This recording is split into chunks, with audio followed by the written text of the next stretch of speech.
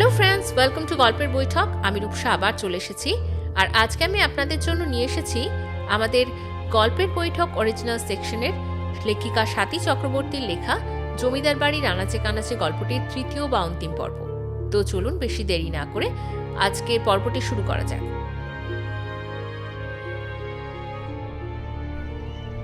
দাদামণি আমাকে থামিয়ে দিয়ে বললেন, জীবনের অনেক মজা, অনেক আনন্দ তো তোরা বুঝতে পেরেছিস। ও না হয় নাই বুঝলো তোদের মতো, ওকে ওর মতোই থাকতে দে না। আর আমি তো তোদের কোনো ব্যাপারেই থাকি না, আমাকে এত বুঝে তোদের কোনো লাভও হবে না। বলে আমার দিকে ফিরে বললেন, পিসিমা অনেকক্ষণ ধরে তোমাকে খুঁজছেন, চলো মেমরানি। প্রবীর বলে উঠল, বাহ, তোমার মেমরানি যে দেখছি তোমার মুখে বুলি ফুটিয়ে তুলেছে। দাদামণি একবার ওর দিকে কঠোর দৃষ্টিতে তাকিয়ে আমাকে নিয়ে বাড়ির দিকে এগিয়ে চললেন। আমার এত খারাপ লাগছিল যে আমি দাদামণির দিকে চোখ তুলেই তাকাতে পারছিলাম না।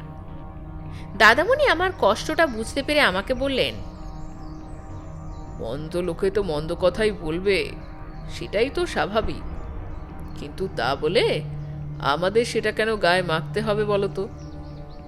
তুমি আমার কাছে সেই ছোট্ট মেমরানিই আছো, আর তোমার কাছেও আমি তোমার দাদামণি। আমি কেঁদে ফেলে বলি, দাদামণি। ধুর, পাগল মেয়ে। বলে মাথায় হাত বুলিয়ে আমায় ঠান্ডা করার চেষ্টা করেন। আর আমি মনে মনে ভাবি, ওই বাইচি মহলের ভেতরে কি আছে আমি সেটা একদিন দেখবই দেখব। রাতে আমার কর্তা সব শুনে আমাকে বলেন, আচ্ছা নয়ন, তুমি তো খুব শান্ত স্বভাবের ছিলে, এরকম জেদি হয়ে গেলে কিভাবে বলো তো? ও আমাকে বাড়ির নামেই ডাকে। আমি হেসে বলি, তোমাদের এই নতুন দেশে এসে আমি পাল্টে গেছি গো। ও বলে, নতুন দেশ নয়, নতুন বাড়ি তোমায় লক্ষ্মী থেকে দুর্গায় পরিণত করেছে। দেখো, আমি লক্ষ্মী কি দুর্গা তা জানি না, তবে এটুকু বুঝি যে আমি মানুষ। জানো নয়ন, ছোট থেকেই আমি পড়াশোনা নিয়ে থাকতে খুব ভালোবাসি বলে না আমায় কম গঞ্জনা দেয়নি এই মা আর কাকামণি। আমাকে নাকি জমিদার বংশের ছেলে বলেই মনে হয় না। সব থেকে বড় জমিদার বংশের ধারক ও বাহক হলো প্রবীর। ওর সব কার্যকলাপেই নাকি জমিদার বংশের ছাপ থাকে। তারপর দাদার মধ্যেও আছে কিছুটা, আর আমি হলাম কি একেবারেই এলেবেলে। কই, বাবা তো তা মনে করেন না। বাবা তোমাকে আর দাদামণিকে শ্রেষ্ঠ মনে করেন। বাবার আবার মনে করা, বাবাকে আর মানে কজন বলো তো? যদিও জমিদারি বিলুপ্ত হয়ে গেছে অনেক দিনই, তবুও নামটা এখনো চলে আসছে আশেপাশের মানুষজনের কাছে। বাবা সবার বড়, তাই নামেই বাড়ির মাথা, নামেই জমিদার। বাড়ি বলো ব্যবসা বলো, সবই তো ওই কাকামণিরই হাতে। এইসব গল্প হয় দুজনের। ও আমাকে নানা বিষয়ে সাবধান করে। এই মানুষটাকে দেখলেই বোঝা যায় যে এই বাড়ির কোনো কলুষতাই একে স্পর্শ করতে পারেনি। বড়দি এখন অনেকটাই সুস্থ, তবে কথা সেভাবে খুব একটা এখনো বলেন না।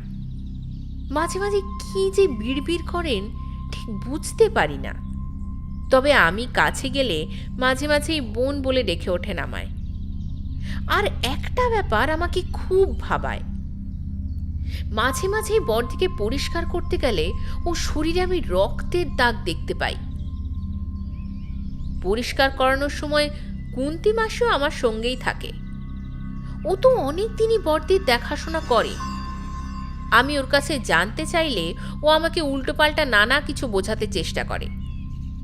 ও যা বলে সেটার সমস্যা তো মেয়েদের একবারই পোহাতে হয় মাসে, কিন্তু তাই বলে মাঝে মধ্যে এরকম হবে কেন?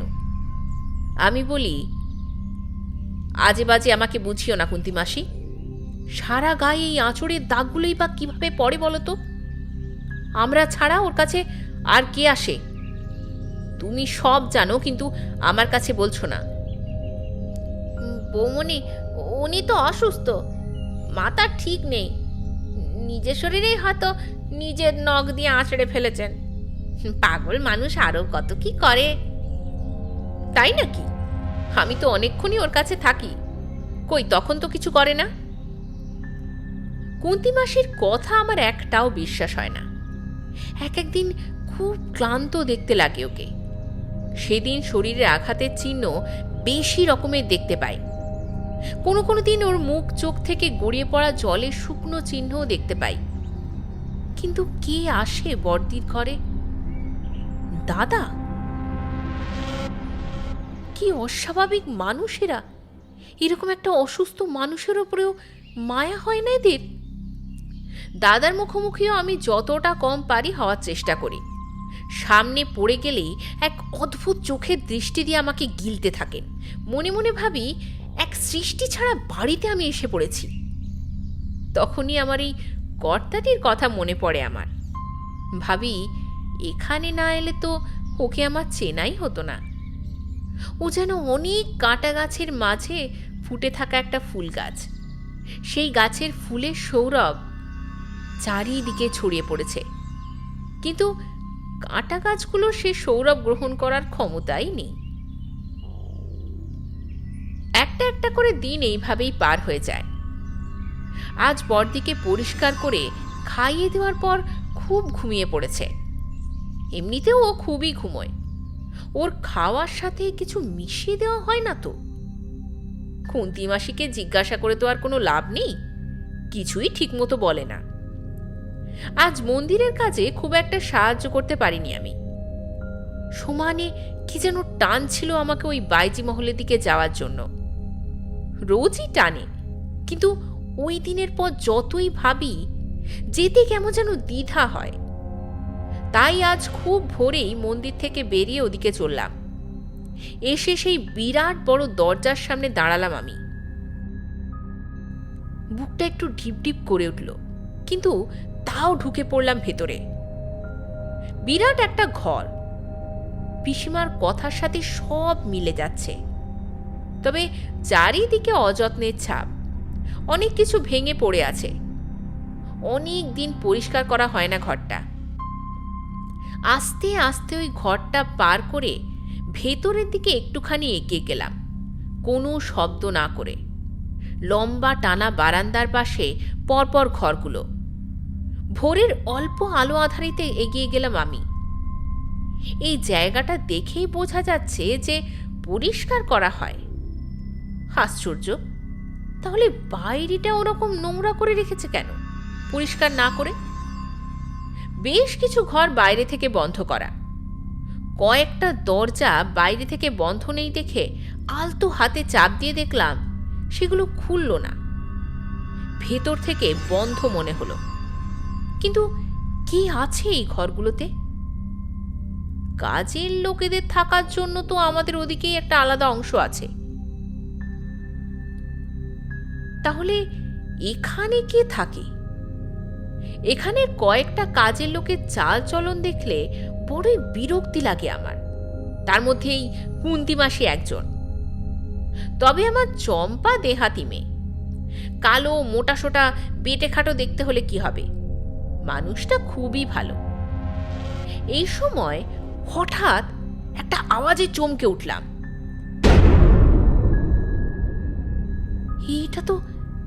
এটা তো সেই শিশের আওয়াজ। শির দাঁড়া বেয়ে একটা ঠান্ডা স্রোত বয়ে গেল। আবার দেখতে পেলাম সেই মেয়েটাকে, আমার থেকে কয়েক হাত দূরে দাঁড়িয়ে ইশারা করে আমাকে ডাকছে। সারা জায়গাটা ওর নিঃশ্বাসের ঠান্ডা বাতাসে ভরে উঠেছে। ওর ডাক এড়িয়ে যাওয়ার ক্ষমতা আমার নেই। এক পা করে এগিয়ে চললাম ওর দিকে। ওখানের একটা পাশের দরজা দিয়ে বেরিয়ে একটা খোলা জমিতে পড়লাম। এদিকে দালানের সাথেই লাগানো আর একটা অংশের মতো চোখে পড়ল।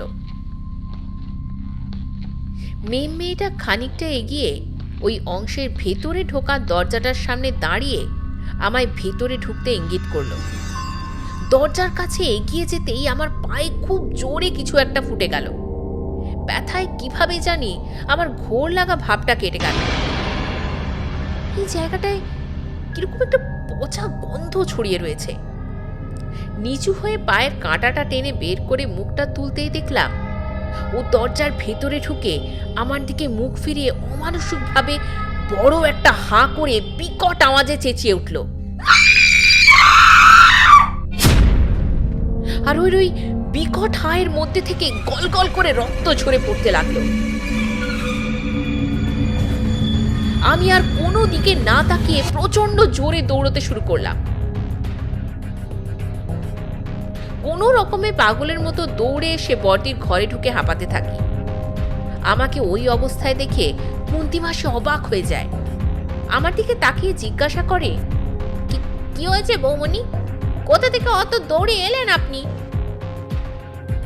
আমি ভয়ের তাড়নায় কুন্তি মাসিকে লক্ষ্য করতেই পারিনি। আমি বললাম, হ্যাঁ আসলে বড়দির কাছে আসতে দেরি হয়ে গিয়েছিল তো, তাই দৌড়ে এলাম। মনে হলো যে ওর বিশ্বাস হয়নি আমার কথা। সেই রকম দৃষ্টিতেই আমার দিকে তাকিয়ে থাকলো। বড়দি ঘুমিয়ে পড়ার পর এখানে আসার আগে ওখানের ঘটে যাওয়া ঘটনাগুলি চিন্তা করছিলাম বসে বসে। কেউই তো সব ঠিকঠাক বলে না। এই মেয়েটাও যে কেন আমার পিছন ছাড়ি না সেটাও বুঝতে পারি না। কি যে দেখাতে চাইলো আমাকে, আর ওখানটায় ওরকম পচা গন্ধই বা কেন? কাউকে বললে তো আমাকেই বকবে যে ওখানে গিয়েছিলাম বলে। আমার কিছুই ভালো লাগে না। কতদিন হয়ে গেল, তাও এরা আমায় একবার বাড়িও যেতে দিল না। বাবা এদিকে কিছু কাজে এসেছিলেন, তখন অল্প সময়ের জন্য দেখা করে গেছেন আমার সাথে। মনটা আমার খুব খারাপ লাগছে। এসব ভাবতে ভাবতে বাবার ঘরে গিয়ে ঢুকলাম। দেখলাম উনি জানলার ধারে চেয়ারে বসে একটা বই পড়ছেন। আমি গেলে বাবা বললেন, কি হলো? আমার লক্ষ্মী মায়ের মুখটা আজ এত শুকনো দেখাচ্ছে কেন? আসলে বাড়ির জন্য বড্ড মন খারাপ লাগছে। বাবা আমাকে কাছে ডেকে পাশে বসিয়ে বললেন, এরা তোমায় বাড়ি পাঠায়নি না? আমি মাথা নাড়লাম। কে না করলো? তোমার শাশুড়ি মা তো। ও কি মানুষ নাকি যে কারোর মন বুঝতে পারবে? ওসব কথা থাক বাবা, আজ আপনি আমায় দাদামণির মায়ের কথা বলুন না। অনেকদিন ধরেই ভেবেছি জিজ্ঞাসা করব আপনাকে। বলুন না বাবা, উনি কেমন ছিলেন? পিসিমার সমবয়সী বন্ধুই ছিলেন উনি? পিসিমার কাছেই দু একটা কথা শুনেছি ওনার সম্পর্কে। আমার কথায় বাবার মুখে কিছু কষ্ট আর কিছু খুশির আলো ছায়া ছড়িয়ে পড়ল। বলল, হ্যাঁ, বিভাবতী বিনার সমবয়সী ছিল। দুজনের বন্ধুত্ব খুব ছিল জানো। বিনার বিবাহিত জীবন 1 বছরের মধ্যে শেষ হয়ে ওর জীবনে অকাল বৈধব্য নেমে এসেছিল। তখন বিভাবতী ছিল ওর বড় আশ্রয়। বিভাবতী ওকে সব সময় আগলে আগলে রাখত। আমার বাবা গোপাল কিশোর রায় বিভাবতীকে পছন্দ করে এনেছিলেন এই বাড়ির বউ করে। সেই দায়িত্ব পালন করার যোগ্যতাও ওর ছিল। বাবারা ছিলেন 2 ভাই। কাকা নন্দকিশোর যতদিন বেঁচে ছিলেন ততদিন বাবাকে যন্ত্রণা দিয়ে গেছেন। তবে আমার ভাইয়ের মতো এরকম লুকিয়ে শত্রুতা করেননি। এত নোংরা মানসিকতাও তার ছিল না যে পেছন থেকে ছুরি মারবে। নিজে সারা দিনভর মদ খেয়ে লিভার পচিয়ে ফেলে মারা যান। বাবা অনেক চেষ্টা করেছিলেন কাকাকে ঠিক পথে ফিরিয়ে আনার। বাড়িতে মদ ঢোকানোও নিষিদ্ধ করে দিয়েছিলেন, কিন্তু তখন কাকা আবার বাজে পাড়ায় গিয়ে পড়ে থাকত। এইভাবেই আমার কাকা মারা যান। কাকার এভাবে মারা যাওয়ার জন্য বাবা মদ আর মেয়ে জমিদার বাড়িতে ঢোকানো একেবারে বন্ধ করে দিয়েছিলেন। আমাদের দুই ভাইকে এসব থেকে কড়াভাবে দূরে রাখতেন। বাবা আমাদের বলতেন যে তোমাদের ঠিকভাবে বড় করে তুলে আমি এই বংশের পাপ দূর করব। ভাবলেই কি আর সব করা যায়? আমার ভাই যে লুকিয়ে লুকিয়ে মদ, মেয়ে সব রকম নেশাতেই আসক্ত হয়ে পড়েছিল, সেটা আমরা কেউই বুঝতে পারিনি। বাবার মৃত্যু অবধি জানতে পারেননি। আমিও অনেক পরেই বুঝেছি। বিভাবতীর বা বিনোদ কারোর কথাই আমি বিশ্বাস করিনি। বাবা মারা যাওয়ারও বেশ কিছুদিন পরে প্রথম ধরতে পারে বিভাবতী। একদিন রাতে ওর মহলের দিকে নাকি বিভাবতী কোনো কারণে গিয়েছিল। মুনিয়া বলে তখন একটা মেয়ে কাজ করতো ওখানে। অত রাতে ব্রজর মহলে ওর হাসির আওয়াজ পেয়ে আশ্চর্য হয়ে এগিয়ে যায় বিভাবতী। ব্রজর ঘরে ওদেরকে মদের গ্লাস হাতে অশালীন অবস্থায় দেখতে পায়। ও যে দেখতে পেয়েছে সেটা ব্রজও লক্ষ্য করে। তাই বিভাবতীর কাছে সব শুনে পরদিন সকালে যখন ওর কাছে এ ব্যাপারে জানতে চায়, ও নাটক করে আমাকে এমন বুঝিয়ে ছাড়লো যে বিভাবতী আমাকে মিথ্যে কথা বলছে। আর আমিও এত বড় অন্ধ যে বিভাবতীকে বিশ্বাস না করে নিজের প্রবঞ্চক ভাইকেই কিনা শেষে বিশ্বাস করলাম। বুঝলে মা লক্ষ্মী, বিভাবতীর ওপর আমার এই অবিশ্বাসী না আমার জীবনের কাল হলো।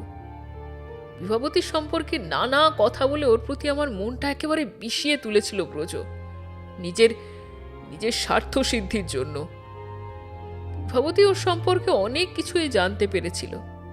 সেসবও আমার কাছে বলতে এলেই আমি ভাবতাম যে ও আমাদের দুই ভাইয়ের মধ্যে সম্পর্কের ভাঙন ধরাতে চাইছে। ওর কোনো কথাই শুনতাম না। শেষের দিকে ও কিছুতেই ব্রজর সাথে আমাকে শিকারে যেতে দিতে চাইতো না। আমার বাবাও শিকার করতে খুব ভালোবাসতেন। ব্রজও খুব ভালো শিকারী ছিল। প্রায় যাওয়া হতো শিকারে। আর সে সময় বিভাবতী কেঁদে কেটে অস্থির হতো। বিভাবতী যেদিন ছাদ থেকে পড়ে মারা যায়, বিনোদ আমাকে বারবার বলেছিল যে কাকামুনি নাকি মাকে ছাদ থেকে ঠেলে ফেলে দিয়েছেন। আমি কিছুতেই ওকে বিশ্বাস করিনি। মনে হয়েছিল যে ওর মা সব সময় ব্রজকে নিয়ে অভিযোগ করতে বলে ছোট বয়সে সেসব শুনেই মা মরে যাওয়ার কষ্টে কথা বলছে।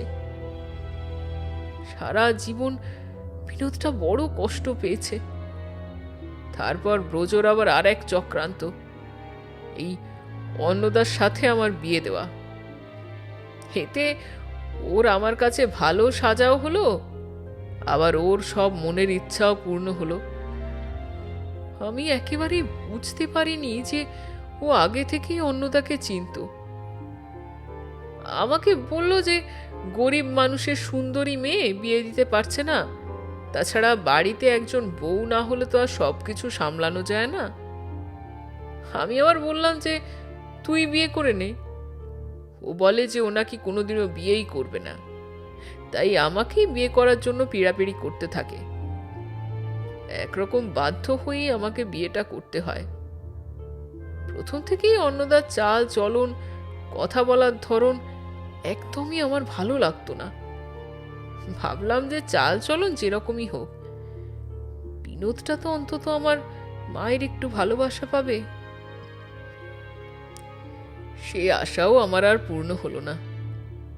ভালোবাসা তো দূরের ব্যাপার, কাছে ডেকে কোনোদিনও ভালো করে কথা অবধি বলতো না। এই নিয়েই শুরু হলো অশান্তি। ততদিনে প্রবোধ আর সুশীলা হয়ে গেছে।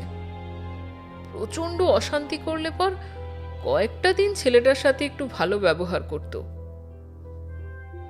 তারপরে আবার শুরু হতো খারাপ ব্যবহার।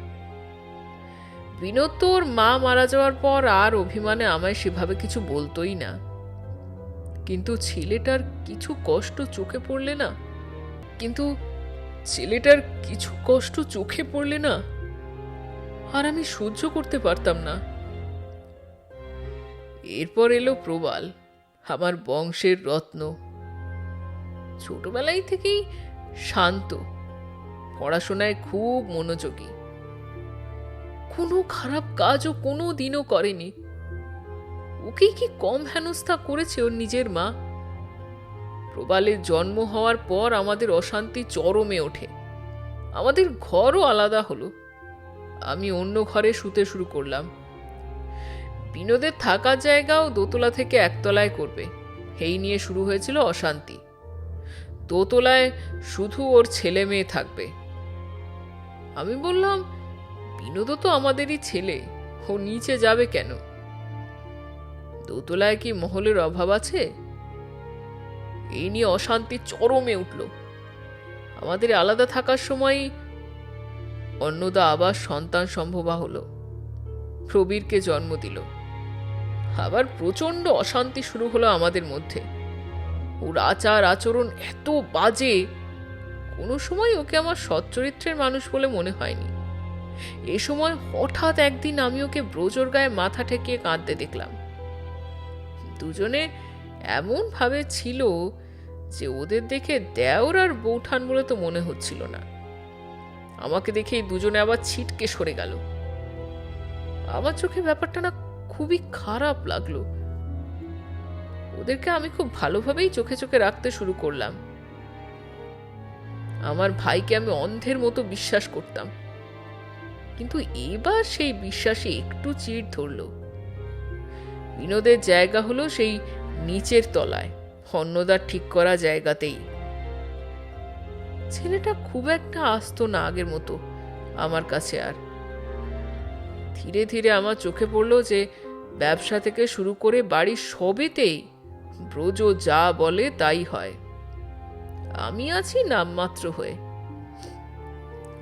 আর এটাও বুঝতে শুরু করেছিলাম যে আমার সরলতার সুযোগ নিয়ে ব্রজ সুন্দরভাবে সব কিছু নিজের হাতে করে নিয়েছে। তখন আমার মনে হলো ব্রজ বোধহয় আগে থেকেই অন্নদাকে চিনত। ওদের ওপর সব সময় নজর রাখতাম বলে ওদের খুব অসুবিধেই হতো। তখন বুঝলাম যে বিভাবতী বোধহয় সব ঠিকই বলতো।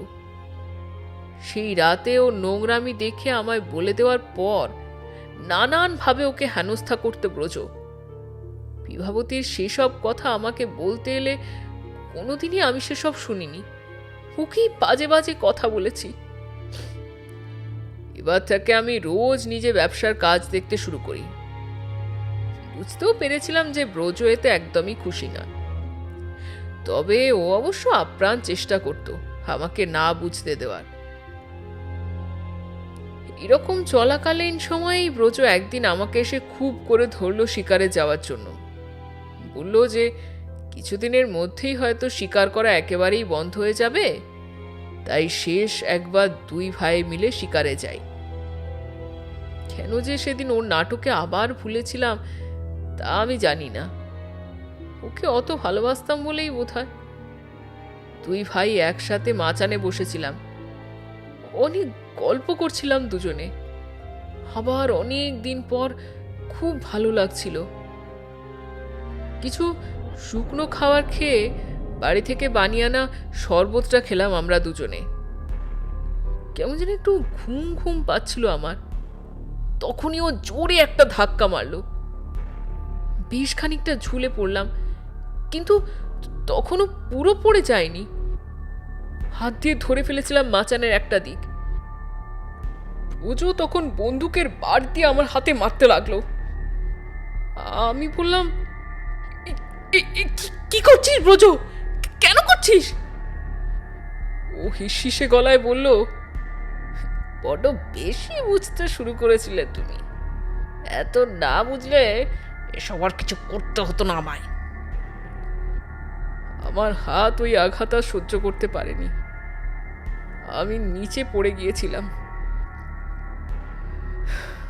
দুদিন পর আমার জ্ঞান ফিরে আসে।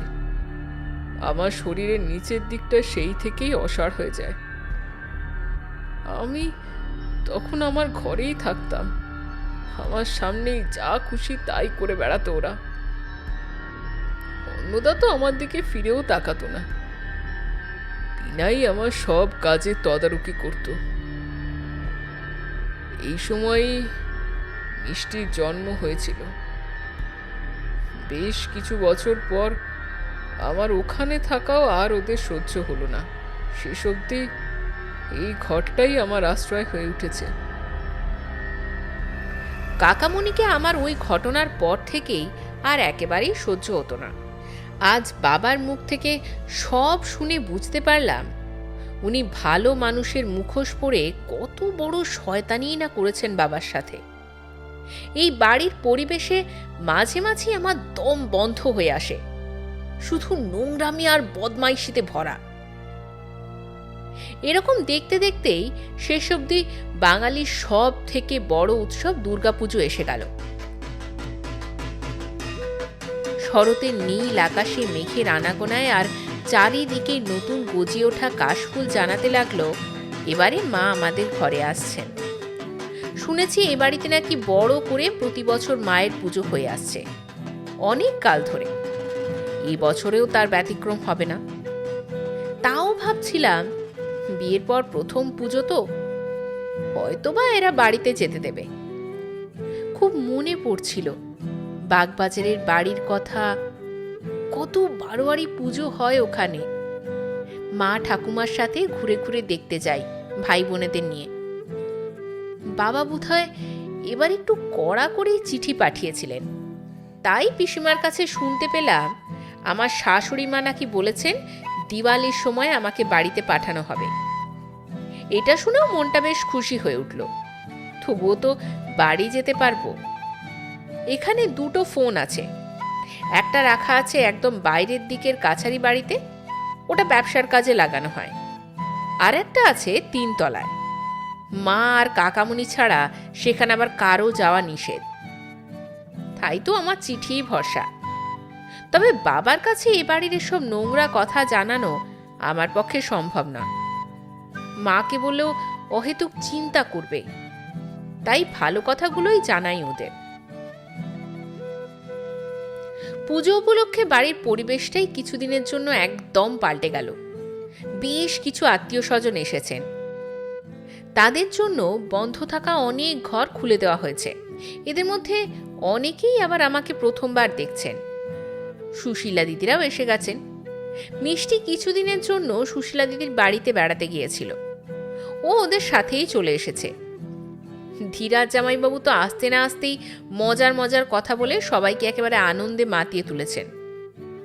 আর এসে গেছে আমার টুপাই সোনা। মা যতই আটকে রাখার চেষ্টা করুক না কেন, ও আমার আঁচল ধরেই রয়েছে। অনেক দিন পর মিষ্টিকে কাছে পেয়ে প্রচুর গল্প করলাম দুজনে। ও বলল, বুবুনি তুমি জানো কি না জানি না, মা না আমার বিয়ে দেওয়ার জন্য একেবারে উঠে পড়ে লেগেছে। কাকামণি তাও আগে আমার কথা শুনতেন, কিন্তু এই ব্যাপারে মায়ের মতেই মত দিয়েছেন। তাই আমি জামাইবাবুকে বলে ওদের ওখানে একটা কলেজে ভর্তি হয়েছি। অনেক কষ্টে দিদিকেও রাজি করিয়েছি। এখানে এখনো কেউ জানে না। আমি বললাম, তাহলে তুমি আবার চলে যাবে মিষ্টি? আমি যে আরো পড়তে চাই বৌমণি। হ্যাঁ মিষ্টি, তুমি আরো পড়াশোনা করো। আমিও চেয়েছিলাম জানো, কিন্তু আমার ঠাকুমার জন্য সে পথ তো আমার বন্ধ হয়ে গেছে। ও বলে ওঠে, দাঁড়াও না, আগে আমাকে একটা বিরাট ঝামেলার মুখোমুখি হতে হবে, তারপর। বৌমণি, বৌদির আর বাবার দেখাশোনা করে না তুমি খুব ভালো কাজ করছো। আমি তো খুব অল্প সময়ই বাবাকে দেখেছি। মা আমাকে বাবার কাছে যেতেই দিতেন না। তারপর মিষ্টি হতাশভাবে বলে, কথা বাতাসে ওড়ে যেন বৌমণি। সেসব ওরা কথার মানে ছোট বয়সে কিছুই বুঝতে পারতাম না, কিন্তু বড় হয়ে তো বুঝেছি। ওই মানুষের কাছে আমি যেতে পারিনি ঠিকই, কিন্তু ওকে আমি খুব শ্রদ্ধা করি। বলতে বলতে ওর চোখ ছলছল করে ওঠে। আচ্ছা, এই লড়াইয়ে আমার পাশে থাকবে তো বৌমণি? নিশ্চয়ই থাকবো মিষ্টি, বৌমণিকে সব সময় তুমি তোমার পাশেই পাবে। তবে তাতে যে তোমার কতটুকু উপকার হবে তা জানি না। পুজোর এইরকম আনন্দের মধ্যে বড়দি আর বাবা পেছন দিকের দুটো একলা ঘরে পড়ে রয়েছেন বলে আমার খুব খারাপ লাগছিল। পিসিমাকে অনেক করে বললাম যে বাবাকে এনে দুর্গা মায়ের বেদির সামনে চেয়ার পেতে বসানোর ব্যবস্থা করাতে, কিন্তু পিসিমা কিছুতেই রাজি হলেন না। বললেন, না না, বাড়ি ভর্তি লোকের মধ্যে আবার ঝামেলা বাড়ানোর দরকার নেই। অশান্তি হলে এত বছরের পুজোয় আবার বাধা পড়ে যাবে। তার চেয়ে বরং আমি রোজ গিয়ে বাবাকে পুজোয় কি হচ্ছে না হচ্ছে সব বলতাম। বাবা শুনে খুব খুশি হতেন। বড়দিকেও ভালো করে সাজিয়ে দিতাম, আরও সুন্দর দেখতে লাগতো ওকে সাজলে পরে। সাজিয়ে দিয়ে আমি একদিন ওকে জড়িয়ে ধরে বলি, বাহ কি সুন্দর আমার সোনা বড়দি। ও হঠাৎই বলে উঠল, তুইও সুন্দর। বলেই হেসে একেবারে অস্থির হয়ে উঠল, যেন কি একটা মজার কথাও বলে ফেলেছে। খুবই আনন্দে কাটছিল দিনগুলো। অষ্টমীর দিন একটা লাল পাড় হলুদ রঙের শাড়ি পরে গেলাম পুষ্পাঞ্জলি দিতে।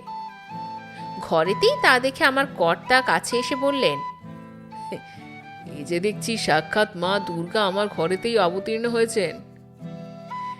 এদিকে তার শিব যে চোখ নিয়ে বড় সমস্যায় পড়েছেন। থাকুন, শিব ঠাকুর এখন তার চোখের সমস্যা নিয়ে ব্যস্ত থাকুন। এখন তোমার মানুষ দুর্গা চললেন দেবী দুর্গার পায়ে অঞ্জলি দিতে। সেদিন পুষ্পাঞ্জলির সময় সবাই আমার রূপের খুব প্রশংসা করেছিলেন। তাতে আমার শাশুড়ি মা মাঝে মাঝেই এমন রাগ প্রকাশ করছিলেন যেন আমার প্রশংসা উনি কিছুতেই মেনে নিতে পারছেন না। সেদিন পুষ্পাঞ্জলি দিয়ে ঠাকুরের ফুল নিয়ে বাবা আর বড়দির মাথায় ঠেকিয়ে যখন ফিরে এসে ওপরে উঠি, দেখি উনি দোতলার বারান্দায় দাঁড়িয়ে কঠিন চোখে আমার দিকে তাকিয়ে আছেন। আমি সামনে এলে আমাকে বলেন, সকাল থেকে তো সারা বাড়ির মানুষকে রং ঢং দেখিয়ে বেড়ালে, তা এখন আবার শ্বশুরকে গিয়ে রং দেখিয়ে মজিয়ে আসা হলো বুঝি? ওনার এই কথায় খুব রাগ ধরল আমার। আমি বললাম, আপনার মতো ও বিদ্যেটা তো আমি এখনো শিখে উঠতে পারিনি। আমার কথায় উনি একটু থমকে বললেন, কি খুব বাড়াবাড়ন্ত হয়েছে না তোমার? তোমার এই 20 দাঁত আমি তোমার এই 20 দাঁত আমি তাড়াতাড়ি উপড়ে ফেলবো। বলে উনি চলে গেলেন। আগে হলে এভাবে কথা আমি কিছুতেই বলতে পারতাম না, কিন্তু এখন বলতে শিখে গেছি। নিজেরা খারাপ কাজ করবে আর ভালো মানুষদের নামে কুৎসা রটাবে। বিজয়া দশমীর দিন ঠাকুর বরণের পর সব বেয়স্ত্রীরা মিলে সিঁদুর খেলার পর মনে হলো, আজকের দিনে বড়দির মাথায় একটু সিঁদুর ছোঁয়াবো না? তা কখনো হয়? মায়ের পায়ে ছোঁয়ানো সিঁদুর নিয়ে তাই বড়দিকে পরাবো বলে চললাম। সিঁড়ির দরজার সামনে দেখতে পেলাম প্রবীর বেরিয়ে আসছে। ওকে এখানে দেখে অবাক লাগলো। ও হেসে আমাকে কিছু বলতে যাচ্ছিল, কিন্তু আমি না শুনে পাশ কাটিয়ে উঠে গেলাম ওপরে। আজকের দিনে ওর সাথে কথা বলতে আমার একদম ইচ্ছে করছিল না। বড়দির ঘরে গিয়ে ঢুকেই দেখি কুন্তি মাসি জোর করে ওকে কাপড় ছাড়াচ্ছে। আমি গিয়ে ঢুকতেই ছাড়ানো জামা কাপড়গুলো তাড়াতাড়ি সরিয়ে নিতে লাগলো। আমি বললাম, আরে তুমি আবার ওর জামা কাপড় পাল্টালে কেন? সকালেই তো তুমি আর আমি মিলে ওকে সাজালাম, তাহলে এখন আবার করছো কেন? ও বৌনি, উনি আবার জামা কাপড় নষ্ট করে ফেলেছিলেন। এ কথা বলে ও দৌড়ে বড়দি জামা কাপড়গুলো নিয়ে চলে গেল। এই বাড়ির কাজের লোকগুলো সব অদ্ভুত। আমি বড়দির মাথায় সিঁদুর পরিয়ে ওকে প্রণাম করি, তারপর ওকে ধরে ধরে বাবার ঘরে নিয়ে যাই। আমি বাবাকে প্রণাম করলাম, বড়দিকে দিয়েও করালাম। বাবা খুব খুশি হলেন, বললেন, ওর যে কেন এরকম হলো তা জানি না। ওর বিয়ের পরেও কিছু মাস আমি ওই দিকের অংশেই ছিলাম। খুব হাসি খুশি প্রাণবন্ত ছিল মেয়েটা। ওর যে কি করে এরকম হলো কে জানে। কোনো ডাক্তারও দেখালো না মেয়েটাকে। এক একদিন কিরকম গো গো আওয়াজ করে মুখ দিয়ে। আমি আমি এ ঘর থেকে শুনতেও পাই।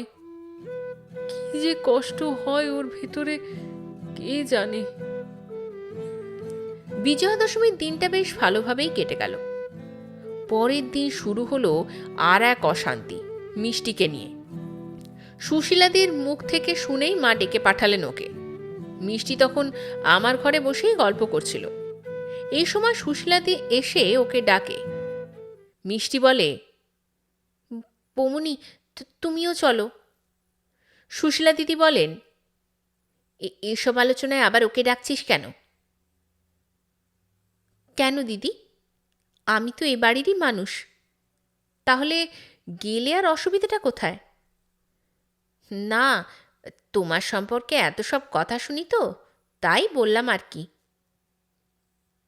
সুশীলা দিদি আর দাদাকে আমি খুব কম কথা বলতেই দেখেছি। আমি কিছু বলার আগেই মিষ্টি বলল, আমি বৌমনিকে আমার সাথে থাকতে বলেছি, তুই যা, আমরা আসছি। ধীরাজ জামাইবাবু মিষ্টি অনেক করে বোঝাতে চেষ্টা করছিলেন আমার শাশুড়ি মাকে, কিন্তু কিছুতেই রাজি করাতে পারে না ওনাকে আর কাকাবাবুকে।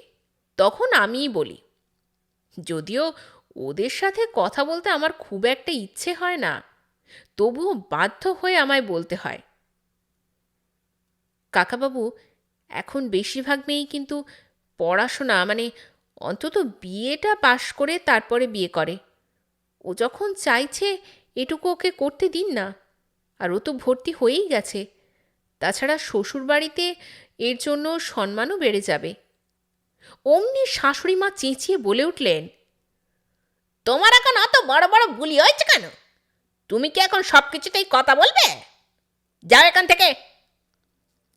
মিষ্টি বারবার আমাকে থাকতে বললেও আমি চলে আসি। তারপর জানতে পারি যে কাকামণি নাকি মায়ের অমতেই রাজি হয়েছেন মিষ্টিকে পাঠাতে। এর কদিন পরই মিষ্টি চলে গেল সুশীলা দিদিদের সাথে। আবার দিনগুলো সেই আগের মতোই হয়ে গেল। এর মধ্যে সেই মেয়েটাকে আমি আর একবারও দেখিনি। রোজের মতো সেদিনও বাবা আর বড়দির কাছে গেলাম। একটু তাড়াতাড়ি গিয়েছিলাম সেদিন। সিঁড়ি দিয়ে খানিকটা উঠবার পরই কুন্তি মাসির গলার আওয়াজ পেলাম ওপরে। মনে মনে ভাবলাম, কুন্তি মাসি আজ এত তাড়াতাড়ি এসে গেছে কেন? কি ব্যাপার? তাছাড়া কার সাথেই বা কথা বলছে ও? বড়দি এখন অবশ্য ছাড়া ছাড়া কিছু একটু কথা বলতে পারে, কিন্তু সে তো শুধু আমার সাথে। তবে কি ও অন্য কারোর সাথে কথা বলছে এখন?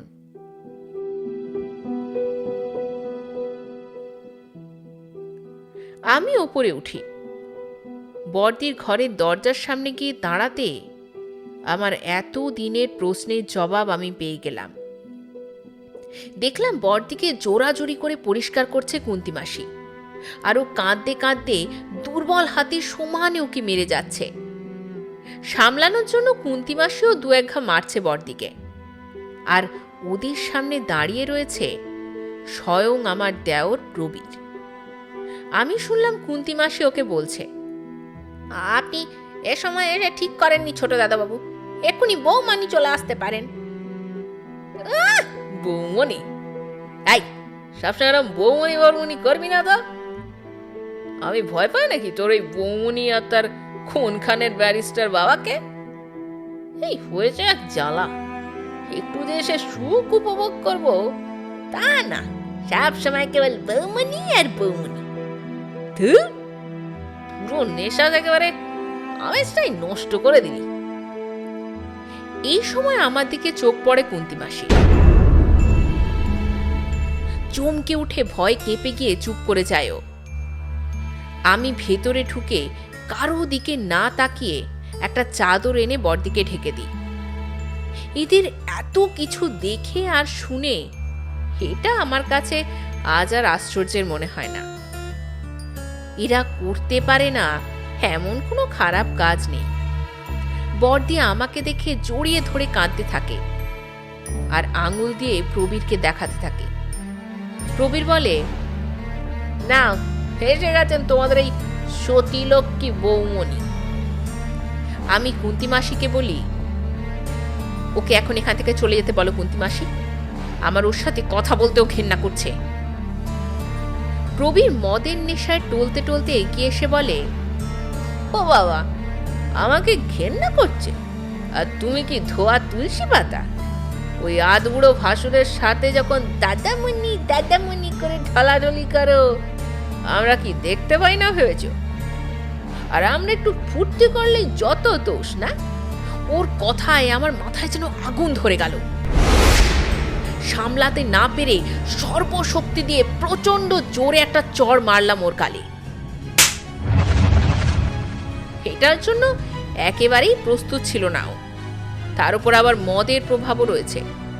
চড়ের আঘাতে পড়তে পড়তে দেওয়াল ধরে উঠে দাঁড়িয়েই আমার দিকে ছুটে এসে আমার বাঁ হাতটা পেছনের দিকে টেনে মুচড়ে ধরেও।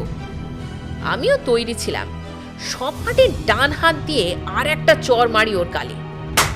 কুন্তিমাসি কিছু বুঝে উঠে থামানোর আগেই ঘটে যায় ঘটনাটা।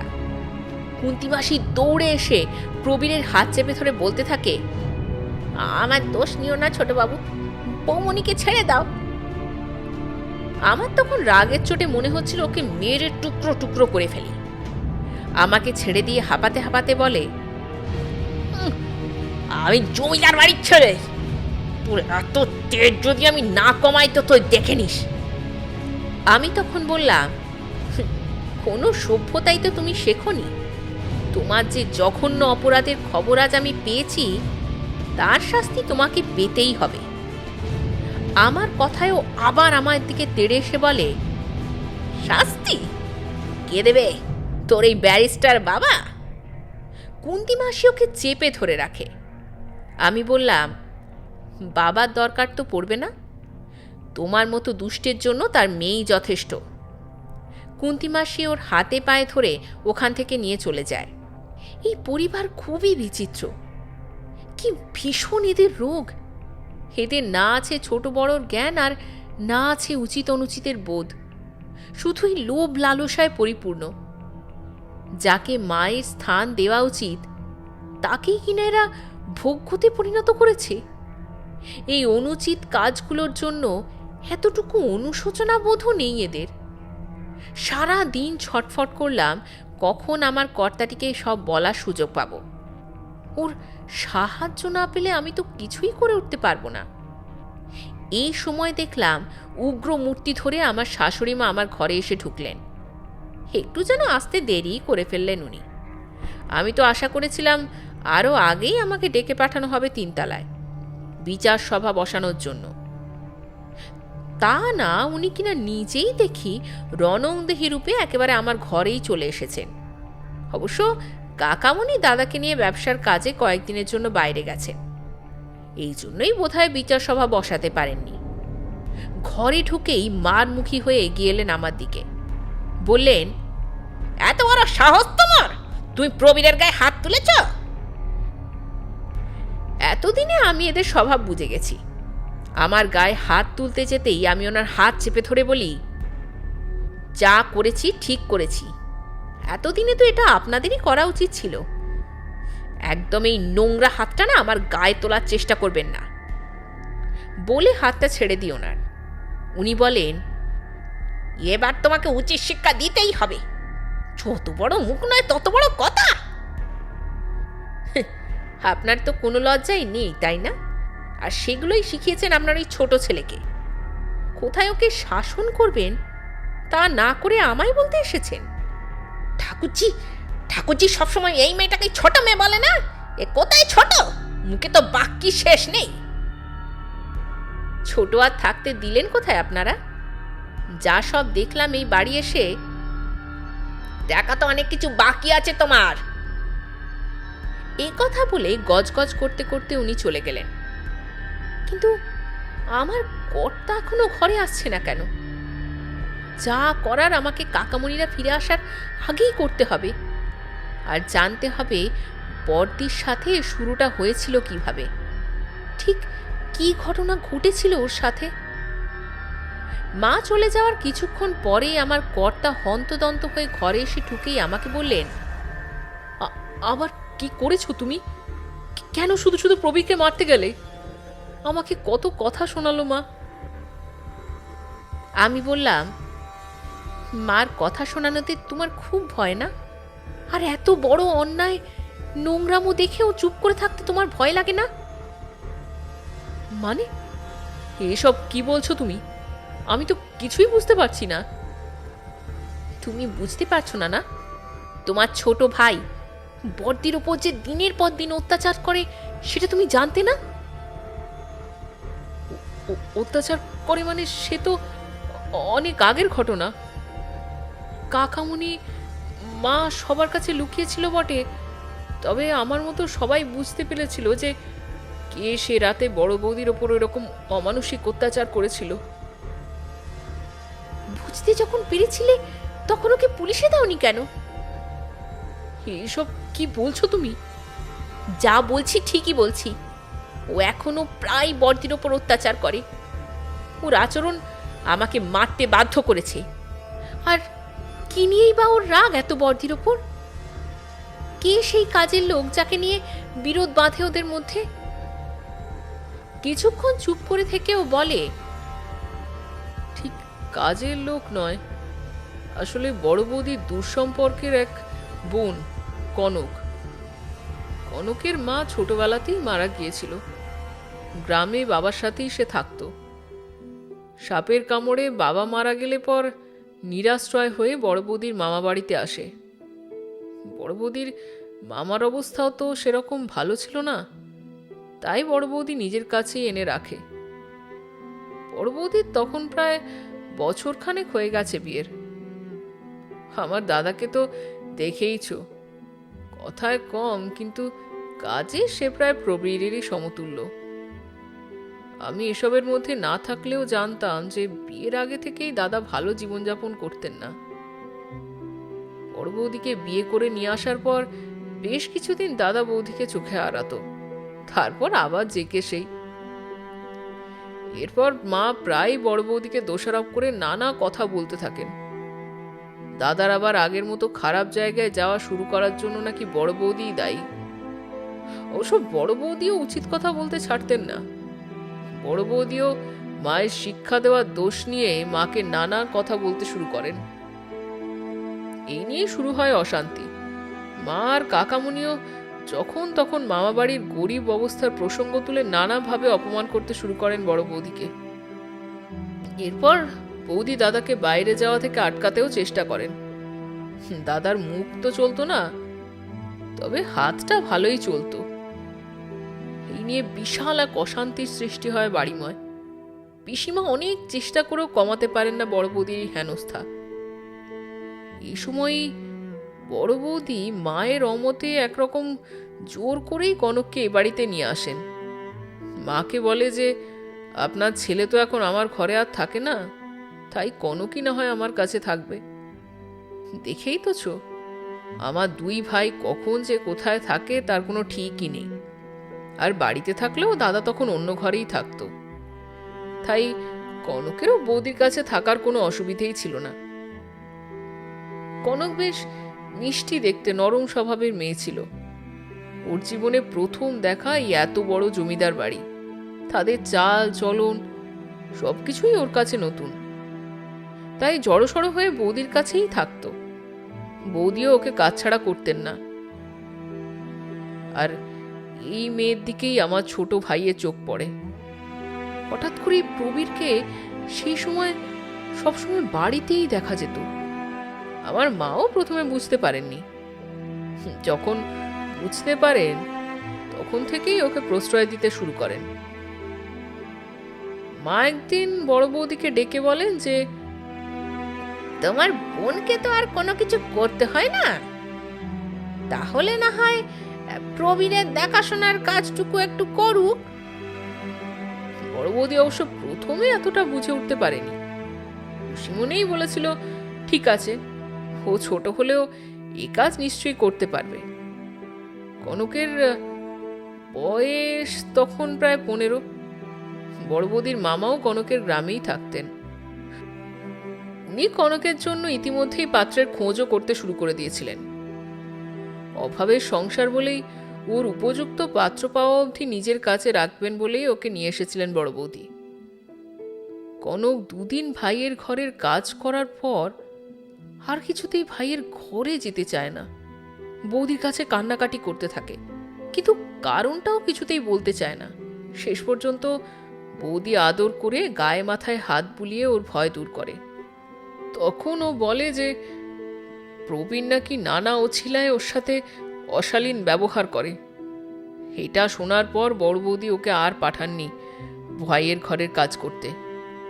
মা বড় বৌদিকে ডেকে কারণ জানতে চাইলে ও মায়ের কাছে সব বলেও। মা সব শুনে প্রবীরকে শাসন না করে বৌদি আর কনককে যা তা বলতে থাকেন। বৌদিও বলেন যে আপনার নিজের মতোই নোংরা শিক্ষা দিয়েছেন এদের। কোথায় আপনি ওকে শাসন করবেন তা নয়, আপনি আমাকে আর আমার নিরপরাধ বোনটাকে বলছেন। এরপর প্রবীর যখন তখন বৌদির ঘরে ঢুকত। এই নিয়েও প্রচন্ড ঝামেলাও হয় বৌদির সাথে প্রবীরের। ওর এতটাই সাহস ছিল মার কাকামণির প্রশ্রয়ে যে ও বৌদির গায়েও হাত পর্যন্ত তোলে। আমাদের কারোরই এই ঘটনায় বড় বৌদির পাশে দাঁড়ানোর ক্ষমতা ছিল না। পিসিমা প্রতিবাদ করলেও তা কোনো কাজে আর লাগেনি। বৌদি দেখলো এইভাবে ওদের হাত থেকে বোনকে বাঁচাতে পারবে না। বৌদি তখন মাকে বলল যে প্রবীরের যখন এতটাই ভালো লাগে তখন কনককেও বিয়ে করুক। মা রাজি না হলেও ভাই কিন্তু এক কথায় রাজি হয়ে যায়।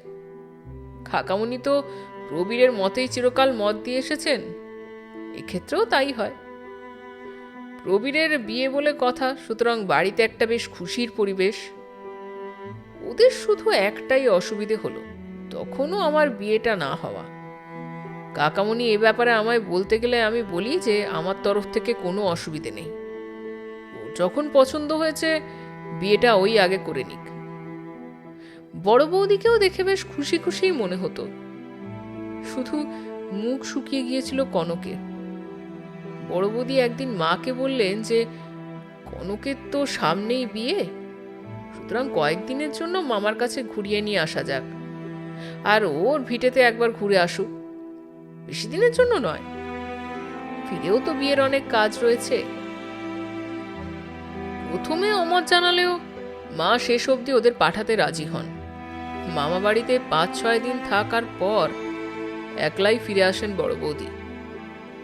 মামা পাত্র ঠিক করেই ফেলেছিলেন, সুতরাং সেখানেই বোনকে বিয়ে দিয়ে তিনি ফিরে আসেন। এভাবে বড় বৌদি বোনকে তো বাঁচাতে পারেন, কিন্তু নিজেকে আর বাঁচাতে পারেননি। ভেবেই ছিলেন যে অত্যাচারের মুখোমুখি হতে হবে, কিন্তু সেটা যে এতটা সাংঘাতিক সেটা বোধহয় বুঝে উঠতে পারেনি। বড় বৌদি এদের কাছে আরো সহজলভ্য ছিল কেন জানো? কেননা ওর পেছনে দাঁড়াবার মতো কেউ ছিল না। কনক হাতের মুঠোর থেকে এভাবে বড় বৌদির চালে ফসকে যাবে এটা ওরা কল্পনাও করতে পারেনি। প্রবীর স্থান কাল পাত্র সব ভুলে একেবারে পাগল হয়ে উঠল। ওর কোথায় বিয়ে হয়েছে তা জানার জন্য নানা রকম অত্যাচার করতে লাগলো বড় বৌদিকে। এর সাথে মাও যোগ দিলেন। ওর যেখানে বিয়ে হয়েছে সেখানের নাম আজও ওর মুখ থেকে কেউ বের করতে পারেনি। প্রবীর একদিন বড় বৌদিকে বলছে শুনতে পাই, তোমার বোনকে তো আমার কাছ থেকে সরিয়েছ, তোর কাছ থেকে যা পেতাম এবার না হয় তোমার কাছ থেকেই আদায় করব। আমি আর চুপ করে না থাকতে পেরে বলিও যে অনেক তো হলো, এবার এসব থামানো যায় কিনা। ও আমাকে বলে যে সবাই তো আর তোর মতো হাতে চুড়ি পরে ঘরে বই নিয়ে বসে থাকতে পারে না। অমনি মাও এসে আমাকে বলেন, তুই কি বইয়ের ভাষা ছাড়া আর কিছু বুঝিস? তোর বড় বৌদি যা অন্যায় করেছে তার জন্য কোনো শাস্তিই বেশি না। জমিদার বাড়ির ছেলের সাথে যেই মেয়ের বিয়ের কথা, তাকে কিনা অন্য কারোর সাথে বিয়ে দিয়ে দিল, এটা তো খুবই অন্যায়। আমি তো কোনোদিনই মায়ের মুখের উপর কথা বলতে পারিনি, তাই সেদিনও ওখান থেকে চলে আসি। মারধর তো চলতোই বড় বৌদির ওপর। এই অত্যাচারে বৌদিকে আরো অসুস্থ করে তুলতে থাকে। তারপর একদিন সারা রাত ওকে কোথাও খুঁজে পাওয়া যায় না। সকালবেলা রক্তাক্ত অবস্থায় বাইজি মহলে পাওয়া যায়। কোনো কাজের লোক বোধহয় ওকে দেখতে পায় ওখানে ওই অবস্থায় পড়ে থাকতে। তখন বৌদি একেবারে বদ্ধ উন্মাদ। কাকামণি তখনই প্রবীরকে ব্যবসার কাজের অজুহাতে কোথাও একটা পাঠিয়ে দেন। এতে কারোর বুঝতে বাকি থাকে না যে এটা কার কাজ। কাজের লোকের সেবা যত্নে আর কাকামণির পরিচিত ডাক্তারের ওষুধে শরীর সারে, কিন্তু মাথার রোগটা ঠিক হয় না। এই ডাক্তারের দেওয়া নানা ওষুধ তো এখনো দেওয়া হয়। কুন্তি মাসি বড় বৌদির প্রতি মাসের ওষুধ মায়ের কাছ থেকে নিয়ে যায়। আমি বলি, আজও অসুস্থ অবস্থায় বর্দি অত্যাচার সহ্য করে চলেছেন। তোমরা এসব মানতে পারলেও আমি পারবো না। কাকামণি ফিরে আসার আগেই আমি তোমাদের এখানের লোকাল থানায় তোমার ভাইয়ের এই অপরাধ জানাবো। আমার এই কথায় উনি আতঙ্কিত হয়ে বলে ওঠেন, তোমার কি মাথা খারাপ হয়ে গেছে? এর পরিণতি কিন্তু খুব সাংঘাতিক হবে। এরপর নানা কিছু বলে আমায় বোঝাতে চেষ্টা করেন। আমি বলি, তুমি যদি আমাকে না নিয়ে যাও তাহলে আমি খাওয়া দাওয়া বন্ধ করে দেব। আর করিও তাই। অন্যদের শরীর খারাপের অজুহাত দেখিয়ে খাওয়া দাওয়া বন্ধই করে দিই। এতে আমার নরম মনের কর্তাটিকে আমার মতের সপক্ষে অবশ্য আনতে পারি। পরের দিন বিকেলে নদীর ধারে বেড়াতে যাওয়ার নাম করে ওখান থেকে বের হই। আমি জোর করে এই কাজটা করছি বলে ও বেশ ভয়েই ছিল, আর আমিও বুঝতে পারিনি যে কত বড় সর্বনাশের পথে পা বাড়িয়েছি। পুলিশের কাছে গিয়ে সব কিছু বলতে ওরা প্রথমে এত বড় বাড়ির ব্যাপার বলে আমাকে নানাভাবে জিজ্ঞাসা করতে থাকে। তবে প্রবালও ওই বাড়িরই ছেলে বলে আমার কথার গুরুত্ব দেওয়া হয়। তারপর আমি আমার বাবার পরিচয় দেওয়াতে আরও একটু বেশি সুবিধে পাই। আমার বাবার এইসব মহলে পরিচিতি অনেক, সেজন্য একটু বিশেষ সমাদরে পেলাম আমরা। এসব করে বাড়িতে আসার কিছুক্ষণ পরেই পুলিশ আসে মহিলা পুলিশ সাথে করে। এত অপ্রত্যাশিত ছিল এ ব্যাপারটা যে সবাই হতভম্ব হয়ে যায়। পুলিশ অবশ্য আমাদের নাম করে না, বলে কোনো মানুষ নাকি নাম না জানিয়ে ফোন করে ওনাদের খবর দিয়েছেন। শাশুড়ি মা দাদামণিকে দিয়ে পুলিশকে ফিরিয়ে দেওয়ারও চেষ্টা করেন, কিন্তু সেটা সম্ভব হয় না। দাদামণিকে বাধ্য হয়ে বর্দির ঘর দেখিয়ে দিতে হয়। ওকে শেকল বাঁধা অবস্থায় দেখে ওরা সাথে সাথেই ডাক্তার আনিয়ে পরীক্ষা করান। ওর ওপরে যে অত্যাচার চলে সেটা বুঝতে পেরে ওকে হাসপাতালে পাঠানোর ব্যবস্থা করা হয়। এদিকে আমার শাশুড়ি মা তো ভয় পেয়ে প্রবীরকে বাড়ি থেকেই পালিয়ে যেতে বলেন। পালিয়ে যেতে গিয়ে ও পুলিশের হাতে ধরাও পড়ে যায়। সেই রাতেই ওরা বড়দিকে হাসপাতালে পাঠিয়ে প্রবালকে অ্যারেস্ট করে থানায় নিয়ে যায়। দাদামণি আর বাড়ির সবাইকে গাল পেড়ে অনেকক্ষণ ধরে কান্নাকাটি করে শেষ অবধি আমার শাশুড়িমা একেবারে চুপ হয়ে যান। বাড়ির পরিবেশ একদম থমথমে হয়ে যায়। বড়দিকে রোজ দেখতে পাবো না বলে মন একটু খারাপ লাগছে, তবুও ওর ভালো হয়ে ওঠার জন্য এটা খুবই দরকার। এই সময় দাদা ভাই আর পিসিমা ঘরে এসে আমাকে বলেন, এইসব কি করলো বলতো? আমি একটুখানি চুপ করে থেকে পিসিমাকে সব বললাম। দাদামণি আর পিসিমা একটু শুনেই কিছুটা আন্দাজ করে নিয়ে আমাকে চুপ করিয়ে দিয়ে বললেন, থাক থাক, আর বলতে হবে না। পিসিমা বলেন, যা করেছিস তাতে কোনো ভুল নেই রে, তবে এরা যা কালসাপ, জানতে পারলে ছবুল মারতে কিন্তু পিছপা হবে না। আমার কর্তামশাইও বলে ওঠেন, আমি না করেছিলাম পিসিমা, ও আমার কথাই শুনল না। তবে এই সময় আমার সঙ্গ দেন দাদামণি, বলেন, যাই হোক, ও তো ঠিক কাজই করেছে। আমরা এতদিন যা ভয় করতে পারিনি ও তা করার সাহস দেখিয়েছে। তবে আমাদেরও এখন সজাগ থাকতে হবে। যদি ওর ওপর কোনো আঘাত আসে আমাদের সর্বশক্তি দিয়ে লড়তে হবে। এটা আমাদের পারতেই হবে প্রবাল। সে তো নিশ্চয়ই দাদামণি। আমি সব সময় ওকে আগলে রাখবো, কোনো সময় কাছছাড়া করব না। এরপর থেকে একেবারেই স্তব্ধ হয়ে রয়েছে জমিদার বাড়ি। সবাই চুপচাপ যে যার কাজ করে চলেছে। পিসিমার কাছে শুনলাম যে আজই শাশুড়িমার কাছে খবর পেয়ে কাকামণিরা চলে এসেছেন। একটু বেশি দেরি হয়ে গেছে ওদের আসতে। দূর থেকে দেখতে পেলাম কাকামণি এসেই গম্ভীর মুখে মায়ের ঘরে ঢুকে গেল। কিছুক্ষণ পরেই আবার দাদাকে নিয়ে বেরিয়ে গেল। চম্পার কাছে জানতে পারলাম যে ওরা নাকি থানায় গেছে, প্রবীরকে ছাড়িয়ে আনতে। এবার ওদের দুজনের ফিরে আসতে প্রায় বিকেল হয়ে গেল। কাকামণির মুখ গম্ভীরই হয়ে রয়েছে, তার মানে তারা ওকে ছাড়িয়ে আনতে পারেননি। সারা সন্ধে ওদের আর কাউকে ঘর থেকে বেরিয়ে আসতে দেখলাম না। রাতে খুব অল্পই খাওয়া দাওয়া হলো। বাড়ির পরিবেশটা বড় অস্বস্তিকর হয়ে উঠেছিল। আমার কর্তা বললেন, চলো নয়ন, একটু বরং ছাদে ঘুরে আসি। দুজনে মিলে ছাদে গেলাম। কেন জানি কথা বলতে একদম ভালো লাগছিল না। চুপচাপই বসেছিলাম দুজনে। বোধহয় শুক্লপক্ষ চলছে, আকাশে সোনার থালার মতো চাঁদ উঠেছে, আর একটু দূর দিয়ে বয়ে চলা নদীর বাতাস আমাদের গায়ে এসে লাগছে। এই সময় হঠাৎ আমার পিঠে কেউ একটা আঘাত করলো জোরে। আমি চিৎকার করে পেছনে ঘুরি। আমার চিৎকার শুনে আমার কর্তাও আমার দিকে ফেরেন। দেখতে পাই মা, কাকামণি আর দাদা আমাদের পেছনে এসে দাঁড়িয়েছে। শাশুড়ি মা আমায় সমানে মারতে শুরু করেন আর বলতে থাকেন, বড়কে দেখাও তোমার শিক্ষা হয়নি, এত সাহস! কি ভেবেছিলি তোরা? পুলিশের কাছে যাওয়া আমরা জানতে পারবো না? আমিও প্রচন্ড ভাবে আমার শাশুড়ি মাকে বাধা দিতে থাকি। আমায় ওইভাবে মারতে দেখে আমার কর্তা মায়ের পায়ে ধরে আমাকে ছেড়ে দিতে বলতে থাকেন। বউয়ের আঁচলের তলায় থেকে তুই গিয়ে নিজে কিনা ছোট ভাইয়ের নামে পুলিশের কাছে নালিশ করে ওকে থানায় ঠকালি? শেষ করে ফেলবো তোর বউকে, দেখি কোন ব্যারিস্টার বাবা এসে ওকে বাঁচায়। মারতে বাধা দিচ্ছিলাম বলে দাদা আমাকে বিচ্ছিরি ভাবে চেপে ধরেন। তখনই আমার কর্তা মায়ের পা ছেড়ে উঠে গিয়ে দাদাকে বাধা দেন। ফলে দুই ভাইয়ে হাতাহাতি লেগে যায়। কাকামণি এতক্ষণ মুখেই গালাগালি করছিলেন আমাদের, এবার উনিও আসরে নেমে পড়ে আমাদের দুজনকেই মারতে থাকেন। আমার কর্তা আমাকে মারের হাত থেকে বাঁচাতে এগিয়ে এসে জড়িয়ে ধরে, নিজের শরীরের ওপর সব আঘাত নিতে থাকে।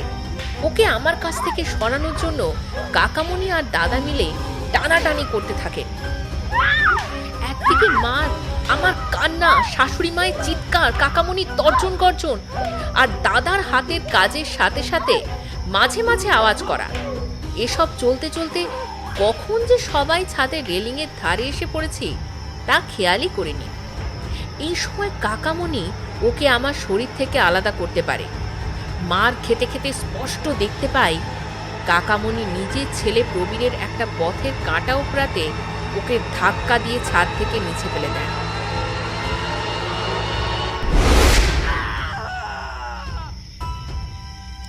আমি ওই অবস্থায় অত মার খেতে খেতে এটা দেখতে পাবো সেটা উনি বুঝতেও পারেননি। আমি জোরে জোরে চিৎকার করে বলতে থাকি, এটা আপনি কি করলেন? ওকে ছাদ থেকে ধাক্কা দিয়ে কেন ফেলে দিলেন? এতে মা আর দাদা থমকে যান। কাকামণি অবশ্য এই কথাটা সম্পূর্ণ অস্বীকার করেন, বলেন যে টানাটানির সময় নাকি বড় খোকার হাতের ধাক্কায় আমার স্বামী ওপর থেকে পড়ে গেছে। এই সময় পেছন থেকে পিসিমাও কেঁদে বলে ওঠেন, না ব্রুচু, আমিও দেখেছি তুই ওকে ধাক্কা দিয়ে ফেলে দিয়েছিস। পিসিমাকে ওরা আগে দেখতে পায়নি। পিসিমা কাঁদতে কাঁদতে বলতেই থাকেন, ওরে আন্না, তুই কি এখনো কিছু দেখতে পাবি না রে? ওরাও তো তোরই পেটের ছেলে, এখনো দৌড়ে নিচে যা, যদি বেঁচে থাকে। কাকামণি চিৎকার করে বলে ওঠে, বছর বছর আমাদের খেয়ে পড়ে আমাদেরই শেষে কিনা সর্বনাশ করতে চাইছো? পিসিমা কিছু বলতে গেলেই কাকামণি হাতের সামনে ছাদে পড়ে থাকা একটা কাঠের টুকরো দিয়ে নেমু খারাম বলে পিসিমার মাথায় জোরে আঘাত করেন। ওখানেই চিৎকার করে মাথায় হাত দিয়ে পিসিমা পড়ে যান। ছাদ জুড়ে আমাদের দুজনের রক্ত ছড়িয়ে ছিটিয়ে পড়ে। আমার শাশুড়ি মা চুপচাপ দাঁড়িয়ে অঝরে কাঁদছিল। কাকামণি তখন দাদাকে বললেন, এটার বড্ড বেশি ফড়ফড়ানো, এটাকে এবারে ঘরে ঢোকাতে হবে। এই মেয়েকে মুখ খুলতে দিলে আমরা আর কেউই রেহাই পাবো না। তখন শাশুড়ি মা বলে ওঠেন, অনেক অপরাধী তো জড়ালাম তোমার সাথে, শেষ পর্যন্ত কিনা আমার ছেলেটাকে কেড়ে নিলে। চুপ করো, টানাটানির সময় হাত ফসকে পড়ে গেছে হবে। ও যা বললো তাই বিশ্বাস করতে হবে? ওর বা ঠাকুরজির কথায় আমি বলছি না, আমি নিজেই তো তোমাকে ভালো করে চিনি। যেখানের মেয়ে ছিলাম সেখান থেকে এরকম একটা জীবন পাওয়া আমার কাছে স্বপ্নের অতীত ছিল। তোমার কথা না মেনে তো আমার উপায়ও ছিল না। তা বলে আমার ছেলেটাকে, বলে কাঁদতে কাঁদতে উনি চলে যান। কাকামণি দাদাকে তাড়াতাড়ি আমাদেরকে তুলে নিয়ে যাওয়ার জন্য তাড়া লাগায়। তারপর আমার স্বামীর জন্য ডাক্তার ডাকতে বলেন। উনি আরো বলেন, চল চল, বিষ্ণা, সব ঠিক হয়ে যাবে। তারপর আমার মনে হলো যে আমার অসার শরীরটাকে নিয়ে কেউ কোথাও চলেছে। আর চোখে কিছুই দেখতে পাচ্ছিলাম না। জ্ঞান ফিরে আসতে চোখ খুলে তাকিয়ে দেখলাম চারিদিকে চাপ চাপ অন্ধকারে শুয়ে আছি। খুব পচা একটা গন্ধ নাকে আসতে লাগলো আমার। গন্ধে দম বন্ধ হয়ে প্রচন্ড বমি পেতে লাগলো। ভাবলাম এক পাশ ফিরে বমি করি, কিন্তু পাশ ফেরা তো দূরের কথা, মাথাটাও অবধি তুলতে পারলাম না। চিৎ করে শোয়া অবস্থাতেই নাক মুখ দিয়ে বমি বার হয়ে শরীরে ছড়িয়ে পড়ল। এই সময় মাথায় কার যেন একটা ঠান্ডা স্পর্শ অনুভব করতে পারলাম। কেউ যেন মাথায় তার ঠান্ডা হাত বুলিয়ে দিচ্ছে। আমার খুব ভালো লাগছিল এই স্পর্শ। অনেকক্ষণ অন্ধকারের দিকে তাকিয়ে থাকতে থাকতে চোখ সয়ে এলো। পচা গন্ধটাতেও আর অত কষ্ট হচ্ছিল না। আবছা আলোয় দেখতে পেলাম সেই মেয়েটা আমার পাশে বসে পরম মমতায় আমার মাথায় হাত বোলাচ্ছে। একবার ভাবলাম, আমি কি মরে গেছি? না হলে ওর স্পর্শ বুঝতে পারছি কি করে? ভীষণ ক্লান্তিতে চোখ বুজে আসতে চাইল, তবুও জোর করে তাকিয়ে থাকার চেষ্টা করলাম। ঘরটা একটু আলো হয়ে উঠল, তবে বোধহয় ভোরই হলো। সেই অল্প আলোয় তাকিয়ে দেখি ওর বড় বড় দু চোখ জুড়ে কত মমতা, কত ভালোবাসা ঝরে পড়ছে। আজ আর ওকে দেখে ভয় লাগলো না। ওর চোখের দৃষ্টি অনুসরণ করে দেখি ঘরের ভেতরে ওপর থেকে দুটো কঙ্কাল দড়ি দিয়ে ঝোলানো। আরও যে একটা ঝোলানো রয়েছে, সেটাতে এখনো কিছু কিছু পচা গলা মাংস লেগে রয়েছে। এদিক ওদিক চোখ ঘুরিয়েও আমাকে দেখানোর চেষ্টা করে যাচ্ছিল, কিন্তু তা তখন আমার পক্ষে দেখা সম্ভব ছিল না।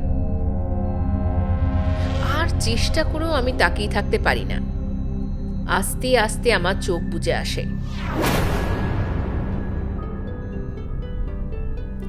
কদিন পর চোখ মেলেছি এরপর তা আমি জানি না। তাকিয়ে দেখি আমার পাশে আমার মা বসে আছে।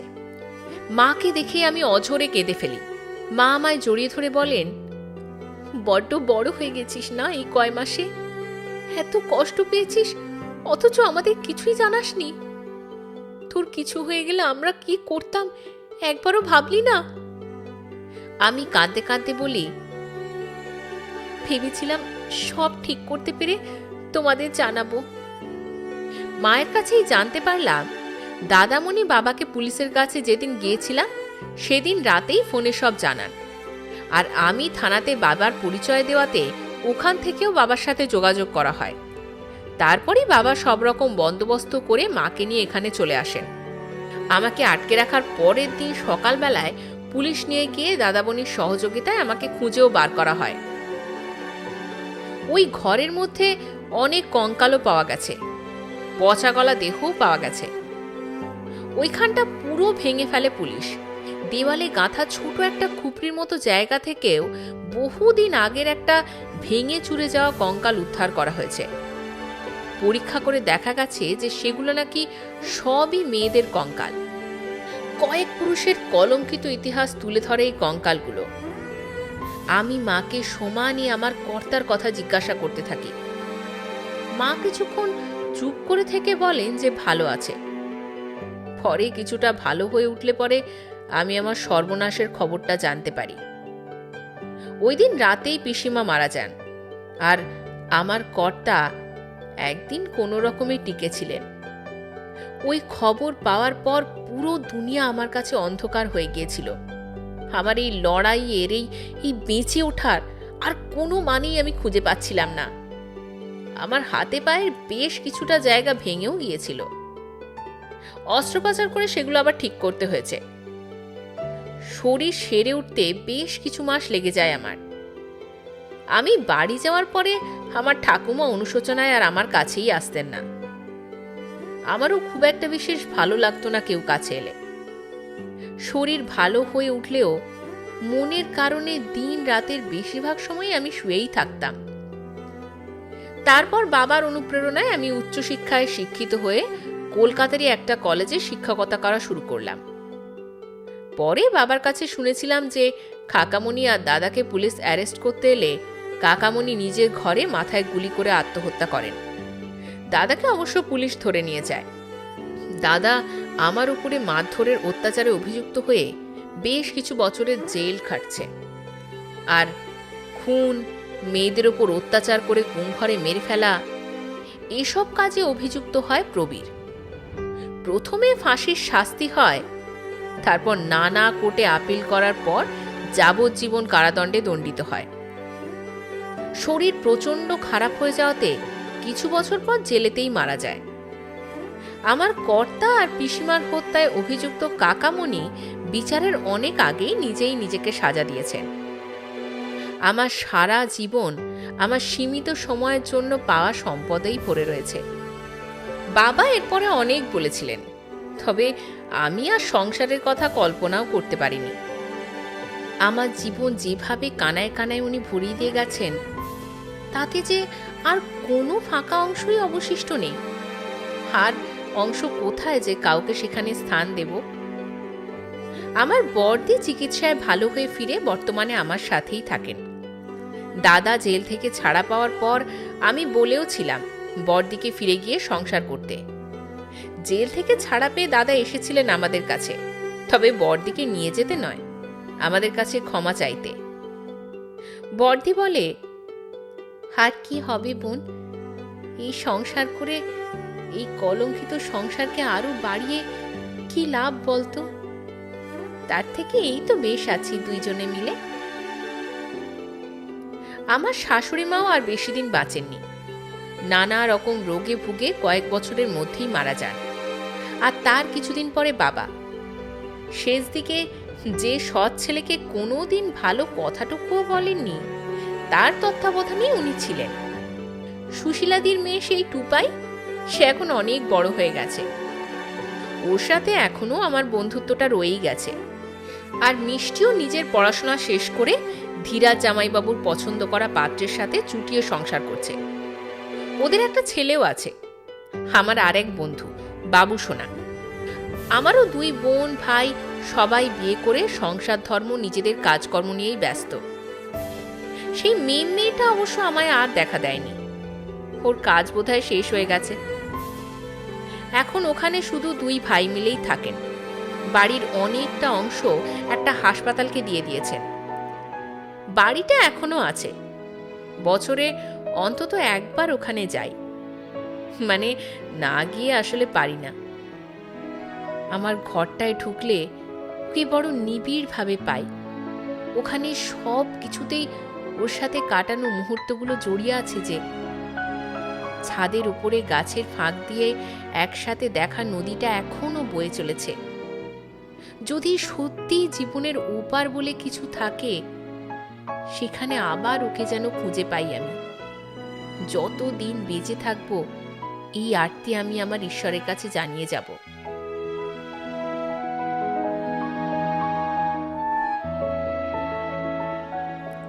আপনারা শুনছিলেন লেখিকা স্বাতী চক্রবর্তীর লেখা জমিদার বাড়ির আনাচে কানাচে গল্পটি কেমন লাগলো অবশ্যই আমাদের জানাবেন। এবং এই চ্যানেলের গল্পগুলো যদি আপনাদের ভালো লাগে, প্লিজ চ্যানেলটিকে শেয়ার ও সাবস্ক্রাইব করে এগিয়ে যেতে একটু সাহায্য করবেন। আজকে তবে এ পর্যন্তই। পরে আবার দেখা হচ্ছে অন্য একটি গল্পের সঙ্গে। নমস্কার।